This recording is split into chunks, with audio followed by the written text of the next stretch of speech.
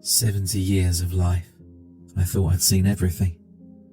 Turns out, no matter how long you get in a tooth, life can still throw you for a loop. My name's Dale, and I've got one hell of a tall tale for you. In the middle of every month, me and a couple of hunting buddies head out into the woods to bag some varmints. You can't hunt deer out of season, but nobody cares if a few squirrels get franked. The hunting party consists of me and my buddy Jim from West Virginia. He's a nice guy, but about as sharp as a turnip. There's Hank. He's so big he could lift me over his head with one hand. There's Jack, who's such a nice guy you wouldn't believe he's been in prison twice. And lastly, there's Buddy. That ain't his real name. It's actually Dale. But my name is Dale, hence the nickname, Buddy. He's a shut-in and kind of a weirdo, but the sweetest guy you'll ever meet. He owns a couple of pet rats. These guys are like family to me. I've been hunting with them for so long. Even when things get rough, we love spending time together. A few weeks ago, we all ran into some serious trouble, and none of us will ever forget it. My father used to say, a bad day hunting beats the hell out of a good day working. But if he lived to see a night like this, he'd never say that again. I can remember the day it all happened like a movie. While most days, the woods are so full of runts, it seems like the ground was made of them. This was as dry as the desert after a fire. For a hunting party of 5 people, we'd nabbed about 6 critters altogether before sundown. It was downright depressing. Of course, we might have just been depressed because of the weather. It was like a funeral march down there. Pitch black, thick grey clouds with no rain, and no animal life in sight. It was like Mother Nature had a heart attack and went into a coma. You couldn't even count the stars to pass time, on account of all the clouds. It was like the man in the moon forgot to pay the electric bill. So there we all were, demoralised and demotivated. We're all sitting around a campfire, burning our way through the alcohol we'd hoped we'd be saving to celebrate our glorious victory, telling tall tales and bad jokes to try to cheer ourselves up. The night was dead as a jackrabbit in a bear cave. The woods were so quiet, you could sneeze and they'd hear it for miles. On a night as dead, dreary and quiet as this one, it was the perfect time to tell some scary stories. We let Jack go first. His stories were best because, being a character of questionable standing, they'd always be messed up, violent and terrifying, which is just the way we like him. Jack had a great story for us that night. The story of the Rat King. Now, when I first heard him say Rat King, I just pictured a giant rat. But the real thing is a whole lot different than that. See, supposedly what happens is a large group of rats living out of a nest gets all this gunk and filth in their fur and on their tails, and they start to get stuck together. Their tails get tangled, their fur sticks together, and no matter how much they struggle and fight, they can never escape. By the time people find them, their dead bodies are all clumped together in a fossilized lump. They spend so long stuck to each other that their skin kind of melts and heals together until their bodies have sort of melted through, like a Siamese twin. It was a terrifying tale, perfect to tell in the middle of the night when everyone's half drunk. But Buddy, being an actual rat owner, pointed out a few discrepancies with the story.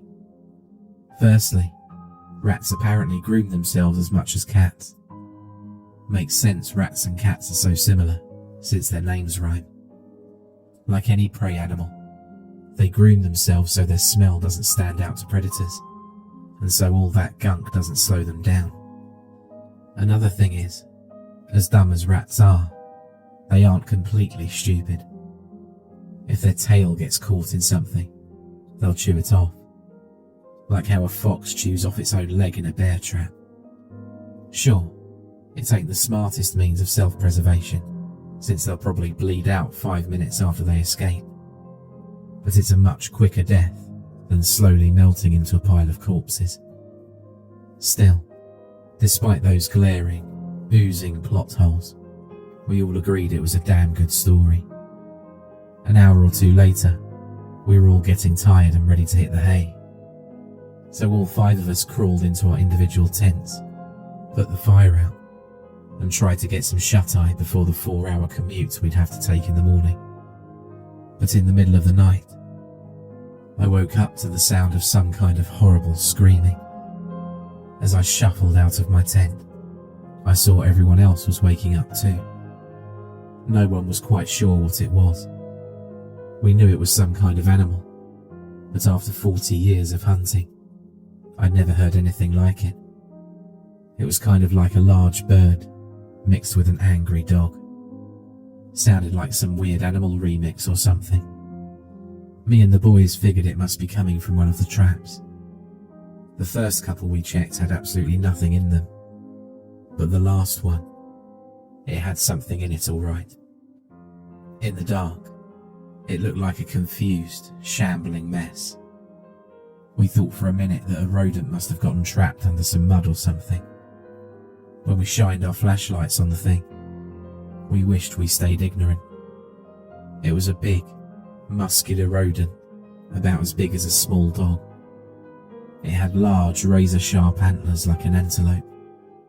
It had piercing red eyes that seemed to glow in the night.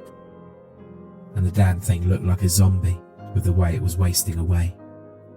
But the worst thing about it were the holes on its back. Large, gaping, covered in pus. For a moment there, we thought whatever this weird thing was had gotten into an accident and was maimed until he saw what was coming out of those holes. Tiny little things. We almost thought they were giant insects, but upon closer inspection, they looked like little naked mole rats. Eerily smooth, bright pink, covered in a layer of muck. They looked like they had no eyes. I saw one that only had a single tooth, already chipped and yellow right out of the womb. They were ferociously chewing and clawing their way out of the holes, tearing open the flesh like they were ripping through paper and causing tiny little puddles of blood to pool up around them. The creature seemed to scream in pain, and as it wrapped its chipped, yellow claws on the outside of the cage, the little beasts were just small enough that they could slip through the holes in the cage. They ran around at our feet making little squeaking noises. Understandably, we were just a little terrified, so we all jumped around screaming like idiots and shooting our guns at nothing in particular. This made the freak scream and hiss even more. I guess it was protective of its kind, or maybe it was just scared of the loud noises. It had a look on its face that could give a mortician nightmares. So angry, so hateful, seething in its rage.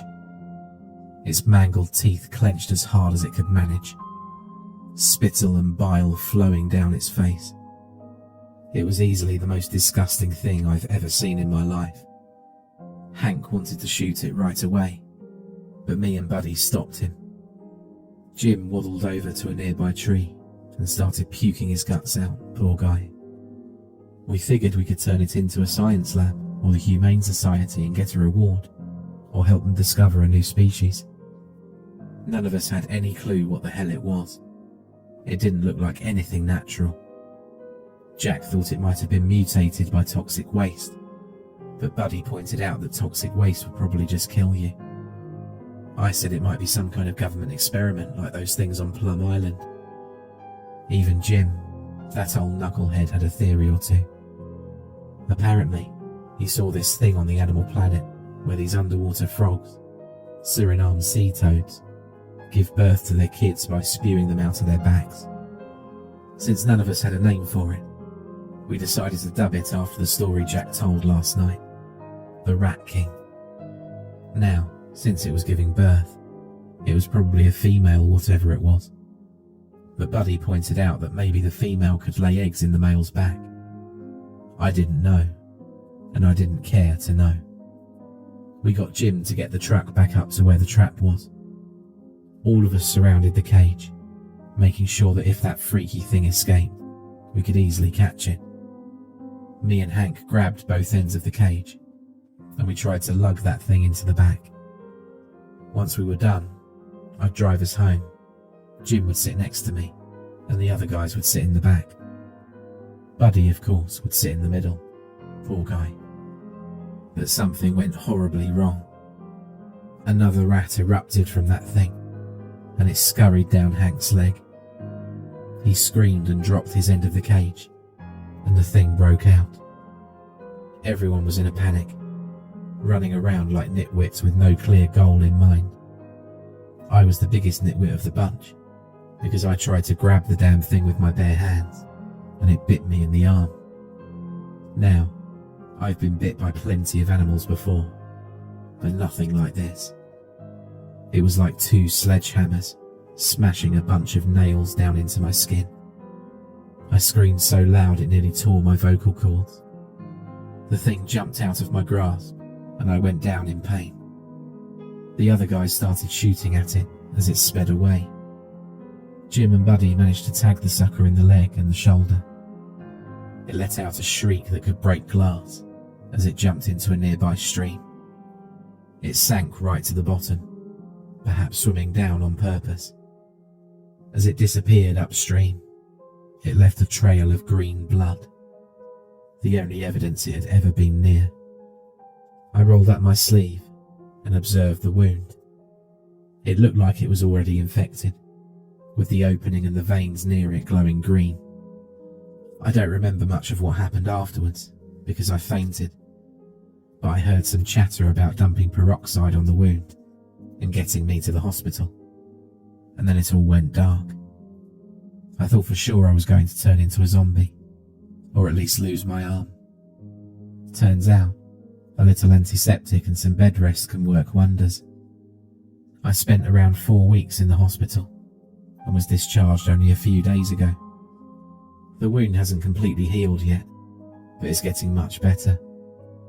The doctors say I had some kind of poison, similar to something a spider or a rattlesnake would spit out in me, but they managed to fix it right up. I'm glad I lived through that ordeal, but I couldn't help feeling a bit depressed we didn't catch that thing. Now, nobody would believe our story. It was just another tall tale told by a bunch of hunters who were so drunk at the time they could light a fire by coughing. A great story to tell to friends, but nothing concrete to prove anything to anyone. To this day, none of us are sure if the rat king we caught actually died or managed to survive. It certainly looked like it had been through worse, after all. Once I'm healed up, and the 15th of the next month rolls around, me and the gang will be out in those same woods, hunting like nothing ever happened. If we find that thing again, it'll be a damned miracle. I just hope that whatever that thing was, it was the only one of its kind. God help us if there are more out there.